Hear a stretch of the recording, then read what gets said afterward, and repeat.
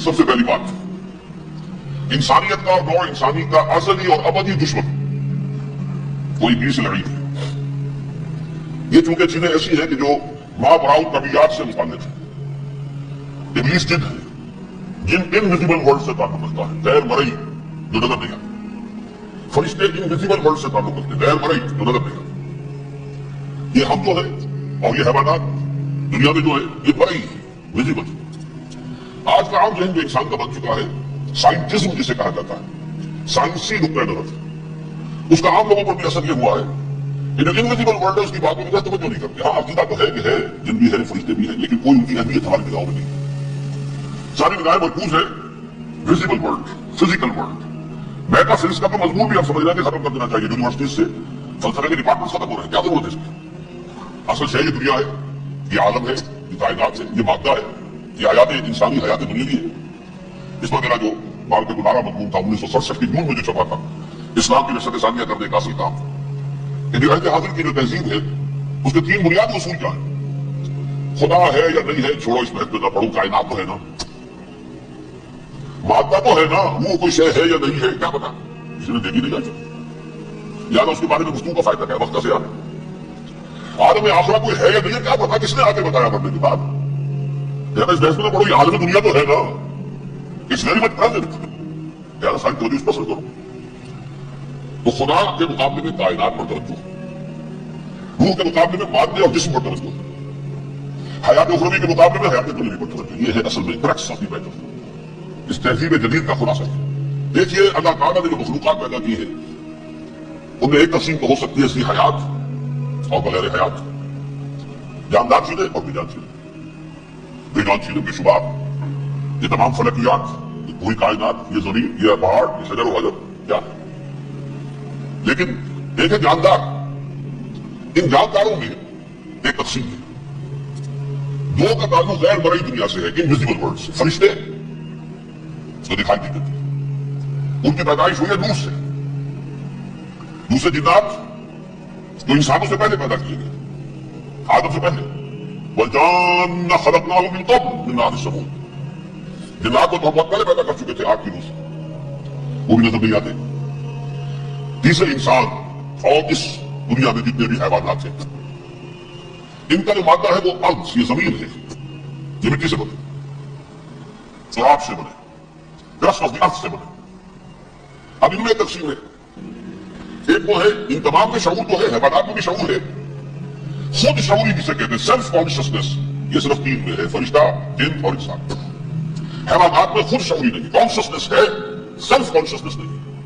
دونوں کی بات سے سمجھا دوں آپ کو، میں دیکھ رہا ہوں، آپ مجھے دیکھ رہے ہیں، کتا بھی کوئی یہاں ہوتا تو مجھے دیکھ رہا ہوتا، لیکن کتے کو مجھے دیکھتے ہوئے یہ احساس نہیں ہوتا کہ میں دیکھ رہا ہوں، یعنی کتے کو یہ احساس نہیں ہوتا کہ وہ دیکھ رہا ہے، دیکھ رہا ہے، اس کو میں کا احساس نہیں ہے۔ میں جب دیکھ رہا ہوں تو سمجھتا ہوں میں دیکھ رہا ہوں، میں ہوں کوئی شے جو دیکھ رہا ہوں، یہ خود شعوری ہے، سیلف کانشسنس۔ کسی بھی کام کو کرتے ہوئے اپنے وجود کا احساس، میرا فیصلہ ہے، میری رائے ہے، یہ ہے حقیقت سیلف کانشسنس، انا، سیلف، خودی۔ یہ حیوانات میں نہیں ہے، یہ ہے صرف ملائکہ، جنات اور انسان۔ اب یہاں مسئلہ پڑ گیا، بڑا پرپیچ مسئلہ۔ اللہ تعالیٰ نے پہلے جامع ارواح کو پیدا کیا نور سے، پھر نار سے پیدا کیا، نار سے آگ سے، جنات کو، پھر مٹی سے بنایا، آدم تحیرہ، اس نے روح پھونک دی، اب آدم بن گئے۔ اعلان یہ کر دیا کہ خلافت عرضی جو ہے وہ آدم کو عطا کی جا رہی ہے۔ یہ پیش پڑ گیا۔ دیکھو تھوڑا سا اشکال تو فرشتوں کو بھی ہوا، تھوڑا میں سورہ بقرہ کے 4 رکوع میں، أَتَجْعَلُ فِيهَا وَيُفْسِدُ فِيهَا وَيَسْفِكُ الدِّمَاءَ وَنَحْنُ نُسَبِّحُ بِحَمْدِكَ وَنُقَدِّسُ لَكَ۔ پروردگار اس آدم کو تو خلافت دے رہا ہے، زمین کے اندر اختیار دے دے گا، یہ تو فساد کرے گا، دھوریزی کرے گا، ہم تیری تسبیح و تحمید میں لگے ہوئے ہیں، جو بھی حکم ہو ارشاد ہو ہم بجا لاتے ہیں، تو ضرورت کیا ہے؟ اس کا جواب اللہ نے دیا، انی اعلم ما لا تعلمون، میری مشیت، میری حکمت وہ میں ہی جانتا ہوں، ضروری نہیں کہ تم اس مشیت کر سکتے۔ لیکن یہ جنات میں سے ایک جن تھا عزازیل۔ اب دیکھیے کہ جنات کو قرب حاصل ہے ملائکہ کے ساتھ، کیوں؟ وہ نور سے پیدا کیے گئے، یہ نار سے پیدا کیے، کتنا قرب ہے دونوں۔ انسان پیدا کیا گیا مٹی سے، مٹی انرٹ ہے، آگ بڑھتی ہے، اوپر اٹھتی ہے، شعلہ زد ہوتی ہے، انرجی ہے اس کی۔ نور اور نار میں بڑا قرب ہے، اور عربی کے ایک قاعدے سے تو ایک ہی لفظ ہے، مادہ ایک ہی ہے، حروف علت جو ہے ایک دوسرے کی جگہ آ جاتی ہے، یہ قرب ہے۔ اور زمین و آسمان کا فرق ہے، فرشتہ نور سے پیدا کیا گیا، وہ پاک ہے، وہ اللہ کے کسی حکم کی خلاف ورزی کر ہی نہیں سکتا، لا يعصون الله ما امرهم ويفعلون ما يؤمرون.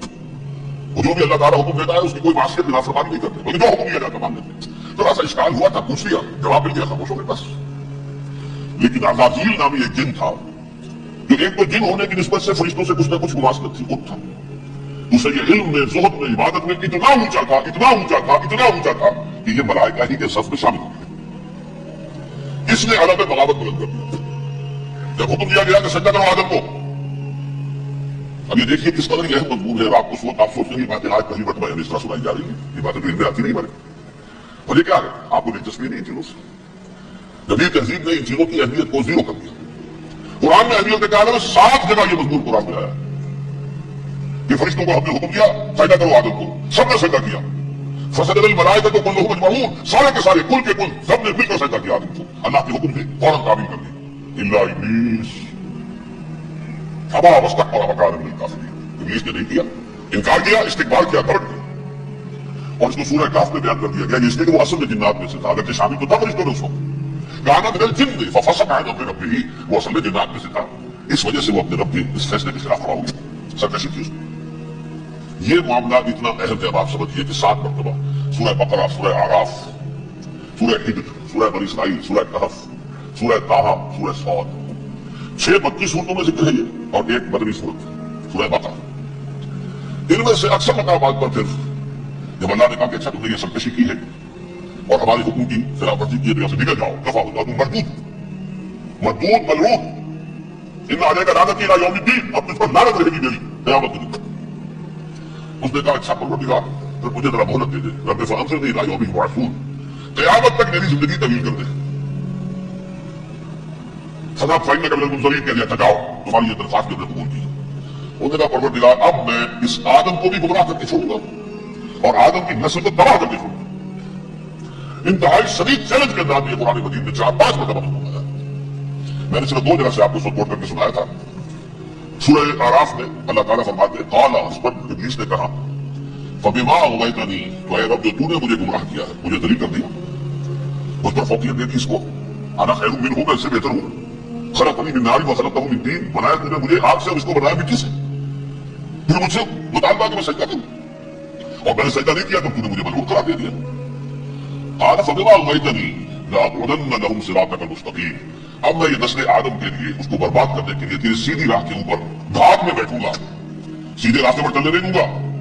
ثم لآتینہم من بین ایدیہم، پھر میں اوپر حملہ آور ہوں گا ان کے سامنے سے بھی، اور من خلفہم ان کے پیچھے سے بھی، وعن ایمانہم ان کے داہنی جانب سے بھی، وعن شمائلہم ان کے بائیں جانب سے بھی، ولا تجد اکثرہم شاکرین، اور تو دیکھے گا کہ ان کی اکثریت تیری شکر گزار بندوں پر مشتمل نہیں.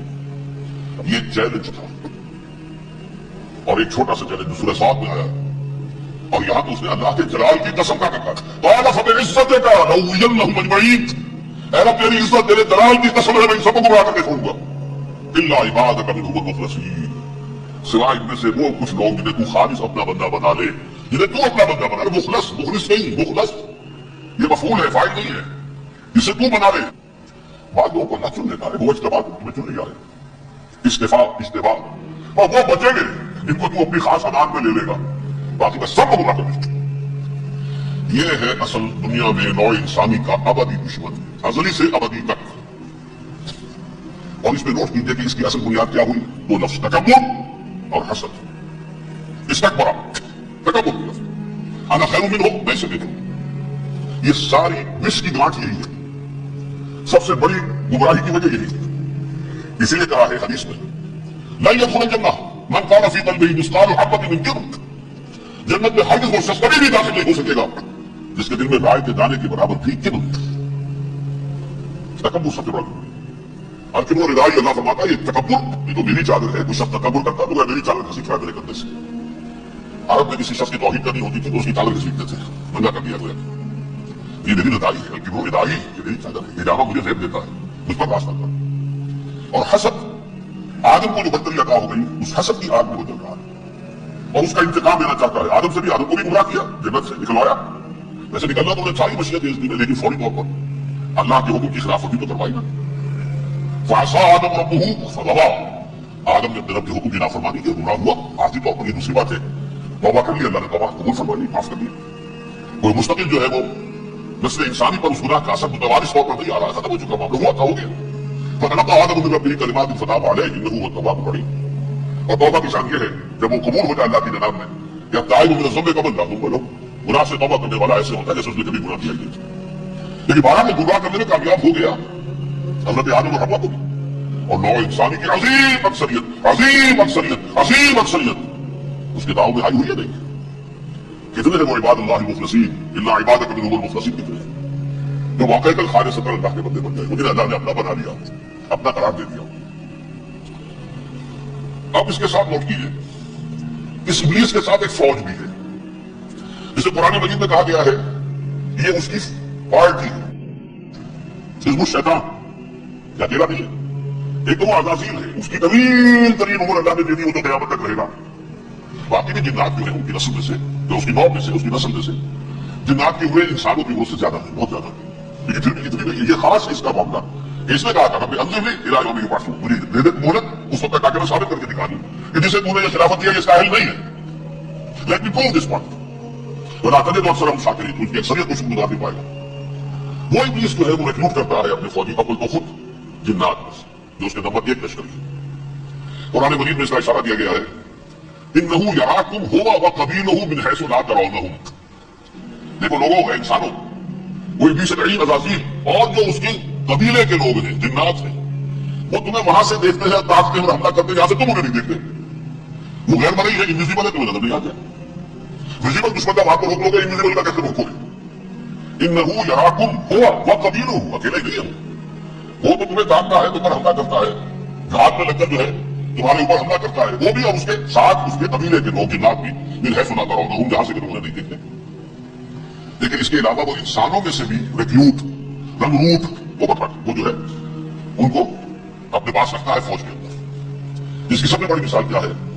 سورہ مجادلہ میں اللہ تعالیٰ نے منافق حالت وہ کون تھے؟ بظاہر حضور کا کلمہ پڑھنے والے، حضور کے پیچھے نماز پڑھنے والے، اسلام کا دعویٰ کرنے والے، ان کو اللہ فرماتا ہے اولئک حزب الشیطان الا ان حزب الشیطان هم الخاسرون، یہ شیطان کی پارٹی کے لوگ ہیں۔ اور مقابلے میں آیا ہے اولئک حزب اللہ الا ان حزب اللہ هم المفلحون، یہ دو پارٹیاں ہیں، حزب اللہ اللہ کی پارٹی جو اس کے مخلص بندے ہیں وہ اللہ کی پارٹی ہے، اور جو شیطان کے مرید بن گئے اس کے ہاتھ پر بیعت کر لی، لہٰذا وہ اس شیطان کی پارٹی کے لوگ ہیں، چاہے وہ انسان ہو چاہے جن ہو۔ تو انسانوں میں سے بھی اس کے حزب میں، اس کی پارٹی میں اس کے ایجنٹ ہیں اور بہت ہیں، بلکہ بہت سے تو ایسے ہیں کہ جو جنات کے بھی کام قدم تھے، ان کو بھی شیطنت سکھا دیں، پڑھا دیں۔